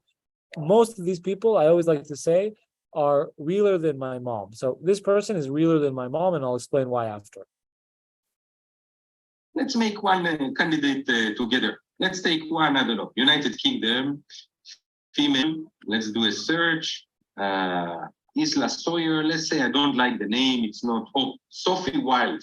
So he has a program to create fake online personas, and now he didn't like the name Isla Sawyer, which was the name that his system initially generated. Sawyer, let's say I don't like the name, it's not, oh, Sophie Wild, So I like the name. Generating a British. new name. I connected to one group, European mix, yeah?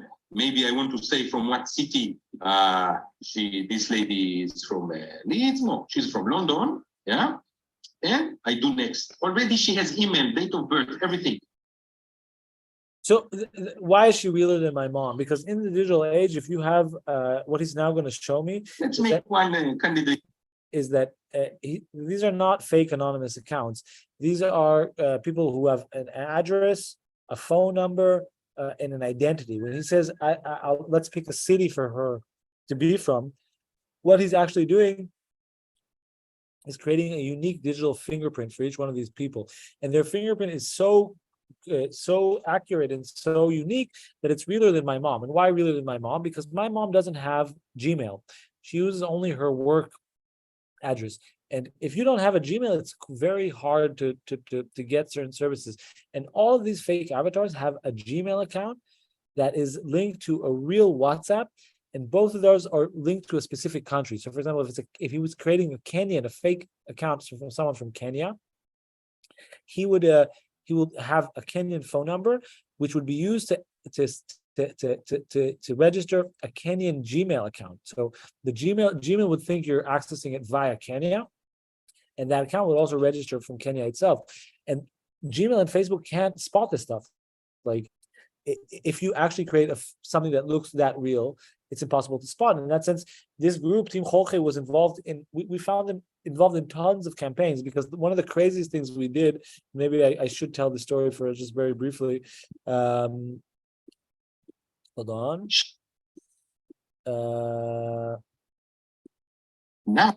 So we used, I'll quickly tell this story. So I don't know if you all know, there's this animal called Emmanuel the emu. There's this viral animal that if you don't know, then your kids know. They're like a TikTok star.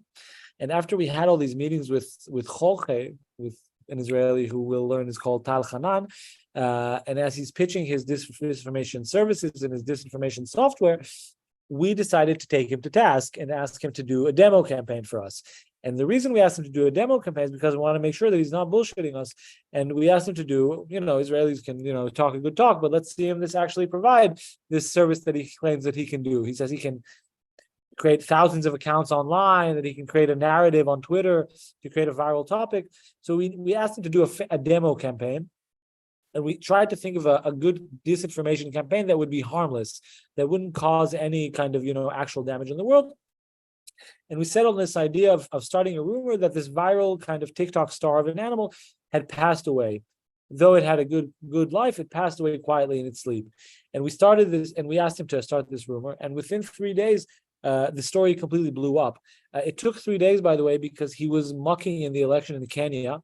It needed 2 days to finish screwing up the election in Kenya, and then could avail himself to starting this rumor online. And we woke up after 3 days mortified, because this was trending in Slovenia, and there was like thousands of tweets about this. And the story was about to die off because we had asked him to stop. We said, fine, we get it. You're great. Well, we think we're into making the deal. Let us check with our bosses. Please stop this fake campaign. He stops the campaign. But, and this is a very interesting story about the internet, the kind of woman who oversees this emu posted a tweet or an Instagram video saying, who started this rumor about Emmanuel? My emu is not dead. They're fine. Who are these terrible people who started this fake rumor? And then the story completely blew up, because if you deny something online, that will actually have the opposite effect. And I think that's a very kind of funny, unique thing to the internet. But you asked me about staying safe. I don't think it's possible to stay safe. I'm really old school that way. I think people need to be skeptical. Like, I think the internet hasn't created any new problems. It's only allowed old problems to scale. So you're now exposed to much more BS than you used to be. And the algo is targeting you and so on and so forth. So I think you just need to be doubly skeptical. In that sense, don't believe Wikipedia, but do check the sources. During campaign season, if you see these kind of stuff online, then, if it doesn't have a source, don't believe it. like use the same criteria Wikipedia uses, because everyone is being targeted by political influence. So some of it is just good, legitimate PR, some of it is borderline unethical PR, and some of it is like really actual evil manipulation that involves, hacking, what happened with Hillary and Trump and all that kind of stuff back then. So I think it's a very broad spectrum, and there's no technological solution to it. We need people to be critical. We need people to be good, intelligent consumers of the internet, so they don't kind of, become easy prey. Because I think we're all quite easy prey today online, because we don't come skeptical online, and I think we need to be.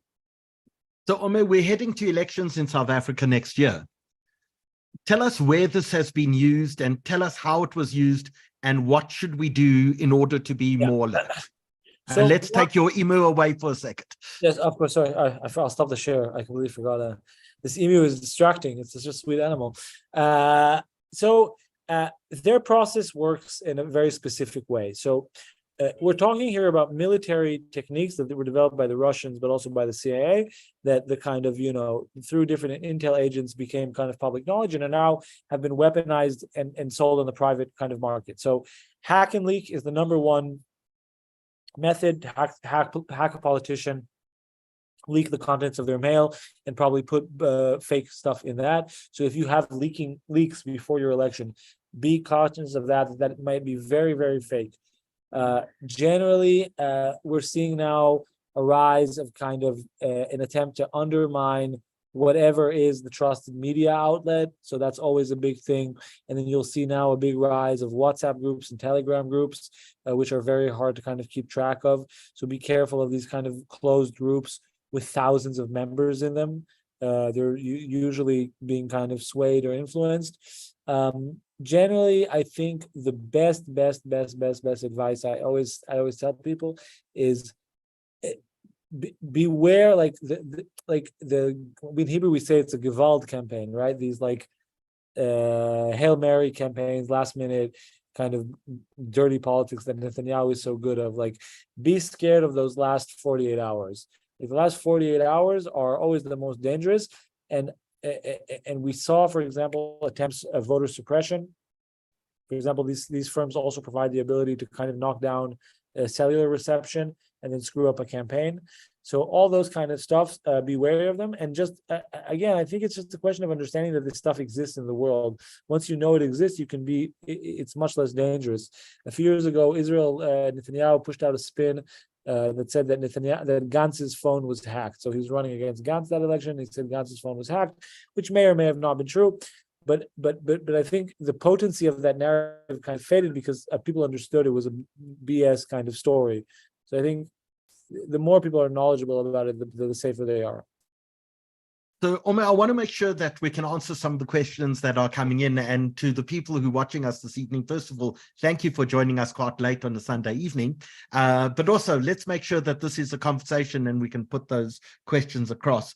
Harry wanted to know about Chinese equipment. There's been this big move within the West to get things like Hawaii cell phone out of networks in Europe, in the United States. And there's also been a move to remove Hikvision surveillance cameras from the West. Is this part of an economic war between the United States and China, or does it pose serious actual risk and security risk to the West? Both and both. So a big aspect to it is the economic warfare.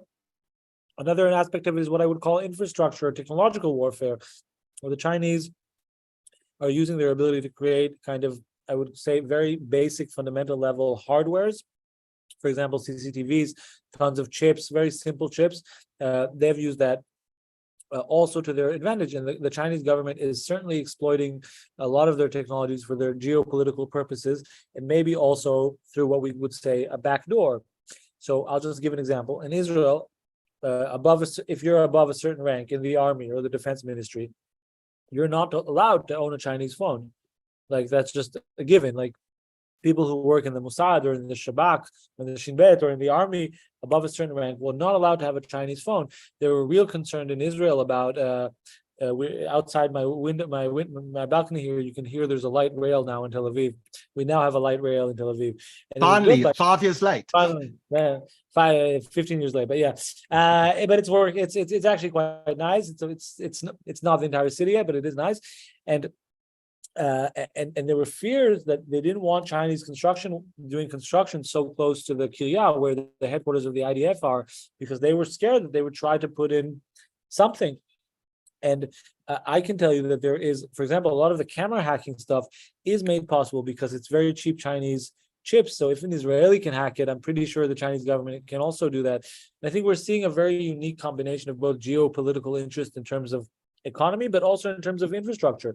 The same way there's real war over processors and microprocessors today, because that's important. It's important also financially and economically, and also important in terms of maintaining an economic edge and maintaining a robust tech sector. But it's also important for collecting intelligence and being able to maintain high computing power, which is considered a national security thing today.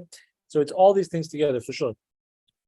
So before I ask the next question, just a reminder, we'll be closing this off in approximately 10 minutes time. Please, if you have a question or a comment, we'd love to hear from you. I imagine people are quite shocked by some of the things that they've heard. The things you've told us this evening, you've published it all. This isn't new news. So it's not like we exposing the secrets of someone this evening. It all exists. The Disinformation for Hire Team Jorge was published in February in 30 newspapers across the world, including Le Monde, El Spiegel, El País in Spain, The Guardian in the UK.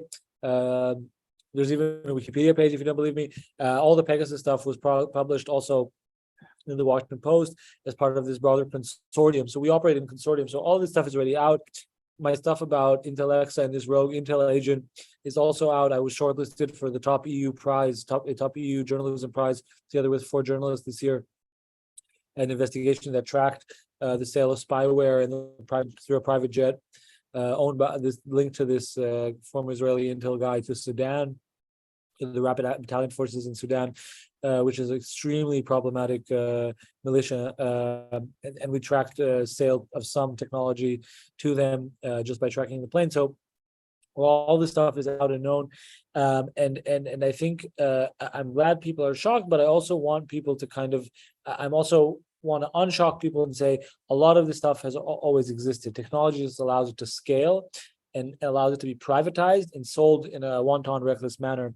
And in that sense, people need to be conscious that these exist. And I think the online digital world still appears to us as something that you need knowledge about or something you need to be kind of tech savvy, but that's not true.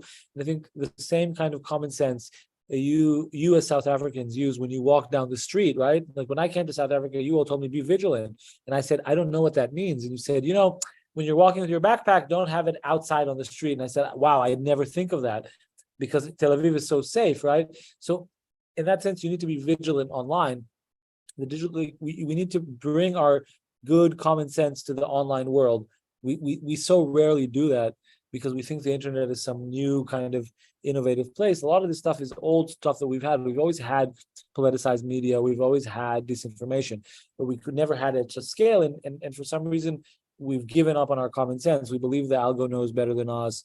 We don't use Waze. If you're from Johannesburg, don't use Waze. Navigate yourself. Come on. Don't use an app. Seriously, don't use an app. I'm not a Luddite, but I'm just saying, don't use an app. Like, why would you need that? Like, so many things. We trust the algo. We think the algo knows better. It doesn't. You know your city better. I know Tel Aviv better than the app. So I want to know where there's traffic, but I don't need it to navigate me all the time. And I think, we put too much trust in it, and we charge technology and we infuse technology with expectations and fantasies, and then we give up agency. And I think that's the real problem. So, Omer, before I get on to Cloud's question, which is all about AI, one of the questions that came off YouTube is, you said, don't ever go onto free Wi-Fi. Give us the dangers. I'll put a blunt metaphor. It's the digital equivalent of having unprotected sex. Forgive me for the bluntness. That is the best metaphor to use.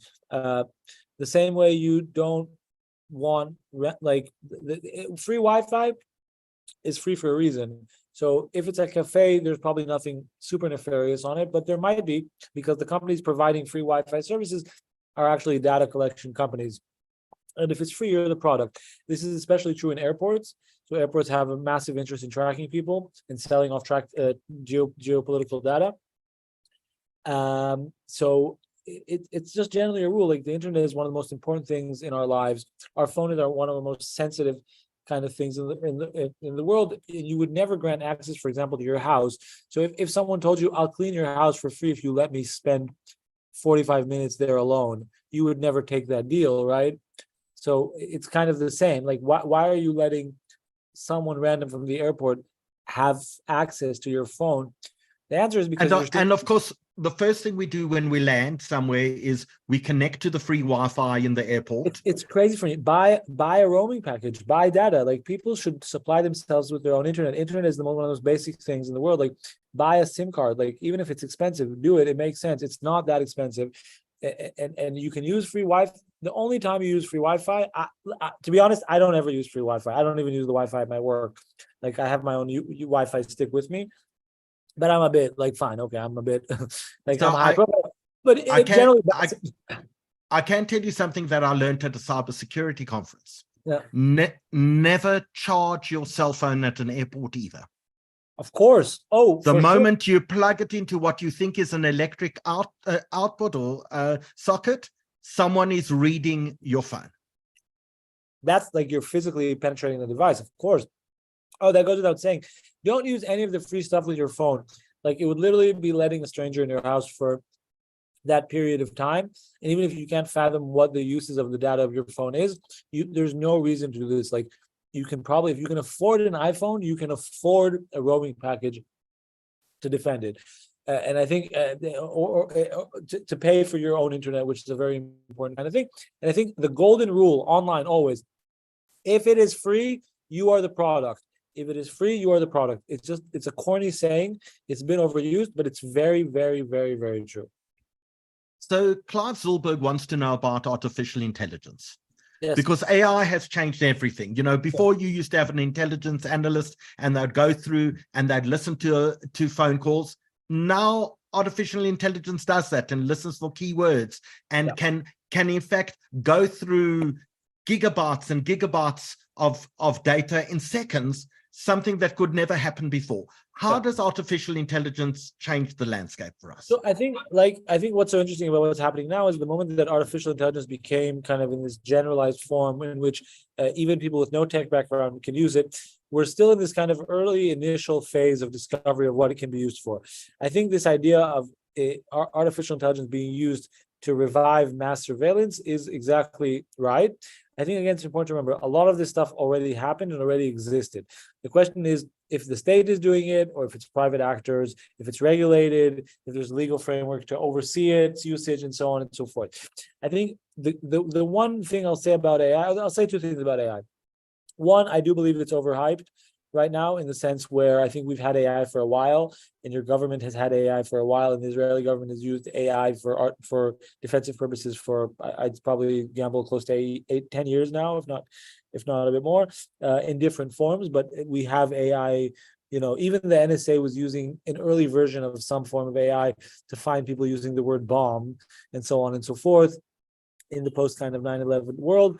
So I think what's changed is that it's now just accessible to everyone. And I think the moment it's accessible to everyone, it's accessible both to the bad guys, but also to the good guys. And I think that's a good thing. So I think there's a really few interesting processes happening now with AI and cyber defense, because to be honest, the weakest link in cyber defense is you.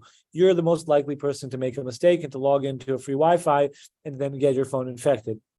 And AIs are actually better than you at, updating the device and staying safe. So actually AIs are really good at kind of preventing of a lot of cyber attacks, in as much as the same way they're also allowing hackers to streamline their attacks for sure. We saw an interesting case with AI with Team Jorge that we started meeting them, and they initially told us that to do a disinformation campaign, you have to pay a group of young Black people to write content for you for like a disinformation campaign in Africa. But when we met them last time, they had already had some ChatGPT installed in it. And they said, our program can now create automatically 10 negative posts or 10 positive posts. So we're also seeing, of course, disinformation is, of course, scaling thanks to ChatGPT now as well. But this again returns to the kind of classic humanist point to me. We shouldn't let machines be doing the thinking for us. If you trust ChatGPT too much, you've given up a lot of your agency and thought process anyway. The same way we've learned to become intelligent consumers of Google, which is a great technology, I think we're still to learn how we can be intelligent consumers of programs like ChatGPT and so on and so forth. So Stephanie's trying her luck. She says, what about hotel Wi-Fi? No, those are the worst. Hotel airports are the worst. Maybe your work, maybe your friend. If you don't know the person paying for it, then you're the product. Really, I'm serious. Buy a roaming package. Like, how often are you abroad that you cannot like get a SIM card, a local SIM card with like a few gigabytes? Like, it's worth the money.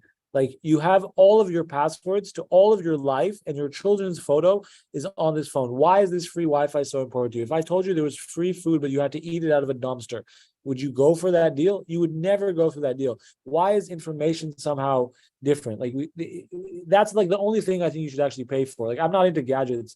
Like, I don't have a lot of technology. Like, I have an iPhone, I have another phone, I have a tablet that I rarely use, and I have like a mediocre laptop.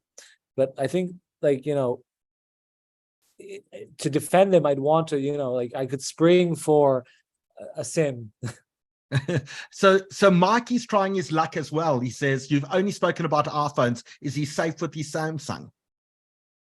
Great question. So it used to be that iPhones were the less safer choice, were the more exposed, and that kind of shifted last September. I won't get into the minutia of why, but from last September, it's easier to break into an Android, but it's actually quite hard to break in to an Android. The current asking price for a new way to hack an Android is $1 million. So if you were to find a new way to break into an Android device, the thing with Android is it's harder to find the infection if it happened or not. So there's less known cases. But I would say it's generally the same. I tend to trust Google more. I don't know why. They seem more serious than Apple. Also, as a tech reporter, like, I've met Apple and I've met Google, and Google is always, at least in the cyber stuff, they seem more concerned in defense of privacy. But I don't know. Grant wants to know, what about using a VPN? Does that help you at all? What, while you're using the free Wi-Fi? No, that does not matter. And also, do not ever use a free VPN.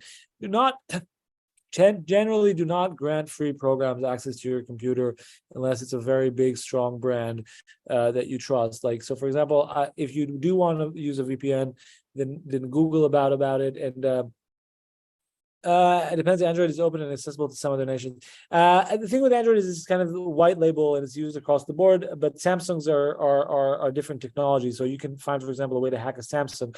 The VPNs are extremely dangerous the same way the Wi-Fi is dangerous. I do use a VPN, but there are good ones that cost money, and you should be paying for it. And that's probably the way you should be using it. So I use Proton VPN, and it's a pretty good VPN. The other ones I don't really trust. If you're on NordVPN, please do not be on NordVPN anymore. It's owned by bad people, and you should change to another one. And by the way, if you're not addicted to Google's products and you use Mozilla Firefox, that actually comes with a VPN built in. So Omer, we've got lots of questions, but the one question that Ira has come up with, which I think Ira missed our discussion about cameras and hacking cameras, but the one question that Ira raises, the issue of speakers, your Siri speaker, your Amazon speaker, like, are those listening to you, and is your phone listening to you all the time? So the truth of it is that it kind of is. So I don't, like, Alexa and Siri have to listen to you all the time for the kind of Hey Siri function to work, right? The interesting question is what's happening with this data, and does it really matter? I think people really don't understand how expensive and heavy it is to host everyone's data. So if people are actually listening to you, the chances that it's being stored in mass are quite low, because if you think about the amount of people who own these devices, it would really take up the entire space of, like, Iceland in terms of, like, hard disks and servers to do this. So they're probably dumping a lot of this data. But in theory, it is possible, and there is a growing sector IoT hacking, so hacking of Internet of Things. This does touch a lot of the Chinese stuff. So if you're buying cheap electronics from China, then those are quite easy to hack, because though there's like probably 40 different Bluetooth devices, there's only one chip that knows how to sync up Bluetooth to your iPhone. And if that's a cheap Chinese one, it's probably easy to hack. And in that sense, they're listening to you, but to be honest with you, they're probably listening to you more for commercial stuff. They want to hear what you're like. They're looking for financial buzzwords, and they're probably trying to cross-reference with your location or something like that. So, Omer, the South African Department of Defense was recently hacked, says Josh. The department has denied that they were hacked, but the data appears online. Have you come across that story at all? Is it something that that maybe has crossed your desk? So I know the story. I didn't dig into it specifically, but I know the story, and I read a bit about it ahead of today, just because I was like looking at something else about South Africa. I think what's so interesting about that is that it shows how, though hacking is technological, because obviously someone penetrated some system of theirs and had access to some data linked to the defense ministry, how much of it is linked to perception, and how much of it is also storytelling. Because what these hackers are now doing is they're actually like embarrassing your Department of Defense. So don't worry, they embarrass themselves. They don't need much help. Sure, sure. But what's so interesting is that they like the shaming, or this kind of like, flouting of this data is in a sense more important than the actual data. That's what people don't get. So in that sense, because perception is so important, just even if I have old data of yours, if I present it as new and if I make it seem like you're exposed, that has massive value. This idea of shaming governments and shaming organizations by hacking them is actually a big thing. In Israel, it's a massive issue. Like tons of Israeli companies, small companies, gets targeted by Iranian and Palestinian hackers just to make it seem like Israel has no cyber defenses, and that since our public sector is very exposed to politically driven hacking, so that's a real thing. Yeah. So, Omer, I think we've reached the end of our limit this evening. We have to allow you. This is the end of our weekend. You've been working all day, but in South Africa, we go back to work early tomorrow morning. But give us one last piece of advice, because we're heading into a new year. It's Rosh Hashanah coming up next weekend. So it's a good time to make some resolutions about what we do with our computers, what we do with our phones, which apps we use. It's a good time to start sitting in shul, maybe not focusing on the prayers, but actually thinking about how we can make our lives better. And as you give us that advice for the new year that begins on Friday evening, I'm just going to ask the people who are busy watching us just to leave a comment. Jeff has said this is fascinating and frightening, and sent me a message to say this is remarkable and frightening as well. The word frightening comes in, but knowledge is empowering. You should have been frightened before you knew this. Now you should be aware. I think my parting words is, I would say, let's stop thinking about technology as being good or bad. Let's bring our common sense and our intelligence to the way we also perceive technology. Because technology, the same way it's also created all these frightening things, it's also helped us learn about them.